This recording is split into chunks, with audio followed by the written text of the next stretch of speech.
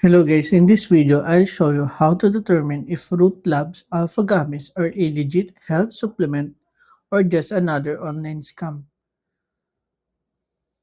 With the huge trend of Shilajit and adaptogens, these gummies have become very popular from their claims of boosting energy and focus.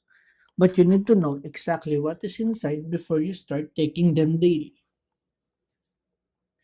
The first thing to understand is that Root Labs alpha gummies are a legit 10-in-1 supplement focus on Himalayan Silagit and KSM 66 ashwagandha. Unlike many cheap supplements, these use a specific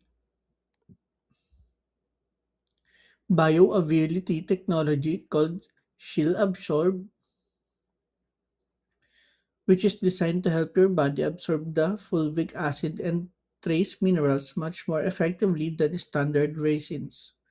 The ingredients list is actually quite solid, featuring a well-known adaptogens like maca root, Tongkat Ali, and lion mane's mushroom. These are all backed by real nutritional science for their ability to help your body manage stress, improve mental clarity, and support natural energy levels without the jitters you get from caffeine. Another thing to watch out for is the pricing and where you buy them.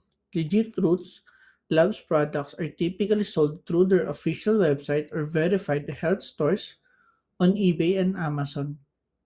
If you find a website offering them for a price that seems too good to be true, or if the site has a countdown timer forcing you to buy immediately, it is likely a knock-off site designed to steal your credit card information.